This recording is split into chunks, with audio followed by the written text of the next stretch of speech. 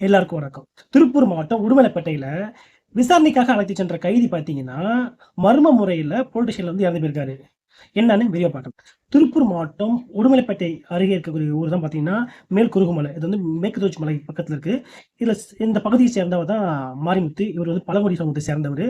ஒரு 3 ஆண்டுக்கு முன்னாடி பார்த்தீங்கன்னா, இவர் கஞ்சா கட்டைய சொல்லி இவர் மேல வழக்கு போட்டாங்க. இந்த வழக்குல போதிய ஆதாரம் இல்லாததுனால போன மாசம் 29ஆம் தேதி வந்து நீதிமன்றம் அவர வந்து விடுதலை பண்ணிட்டாங்க. இந்த வழக்கு முடிஞ்சு அவரு மூணாருக்கு போயிருக்காரு. மூணாறு போகும்போது பார்த்தீங்கன்னா, கேரளா போலீஸ்காரங்க பார்த்தீங்கன்னா, சோதனை செய்யும்போது அவர்ட்ட சிறுத்தப்பல் இருந்தத சொல்லி அவர வந்து கைது பண்றாங்க. கைது பண்ணதுக்கப்புறம் அவர கொண்டு போயிட்டு தமிழ்நாடு போலீஸ்ல ஒப்படைக்கிறாங்க. தமிழ்நாடு போலீஸ்ல ஒப்படைச்சதுக்கு அப்புறம் பார்த்தீங்கன்னா, 29ஆம் தேதி நைட்டு ஃபுல்லா அவர வச்சு பார்த்தீங்கன்னா, அவ்வளோ ஒரு கொடுமை பண்ணியிருக்காங்க. சித்திரவதை பண்ணியிருக்காங்க. சித்திரவதை பண்ணி அவர கொன்றுருக்காங்க. ஆனா, அவங்க என்ன போலீஸ்காரங்க என்ன சொல்றாங்கன்னா, அவரு பாத்ரூம் போறதுக்கு போனவரு. ஆனா திரும்ப வரவே இல்லை. போய் பார்த்தா, அவர் தனக்கு கட்டியிருந்த லுங்கிலே பார்த்தீங்கன்னா, அவரு தூக்கு மாட்டி தூங்கிட்டாரு.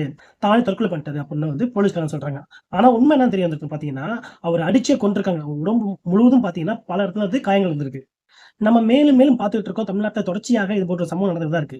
இந்த லேக்கப் டெத் பார்த்தீங்கன்னா, தமிழ்நாட்டுல தொடர்ச்சி இப்ப கூட பார்த்தீங்கன்னா, அஜித்ங்கிற பையன அப்படிதான் அடிச்சு கொன்னாங்க. இப்ப பார்த்தீங்கன்னா, இந்த மாரிமுத்தைய பழங்குடி சமூகத்தை சேர்ந்த மாரிமுத்தைய அடிச்சு கொன்றுருக்காங்க அந்த போலீஸ்காரங்க. போலீஸ்காரங்க என்ன சொல்றாங்க? அவர் தானாவே தற்கொலை பண்ணிட்டாரு அப்படின்னு சொல்றாங்க.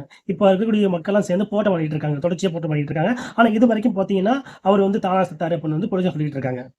மேலும் விசாரணை நடத்தி, இதுக்கு யார் இந்த கொலைக்கு காரணமோ, அவங்கள வந்து கைது பண்ணி ஜெயில்ல போடணும். முக்கியமா இந்த சேனல் உங்களுக்கு பிடிச்சிருந்துச்சுன்னா, சப்ஸ்கிரைப் பண்ணுங்க, லைக் பண்ணுங்க, கமெண்ட் பண்ணுங்க, ஷேர் பண்ணுங்க.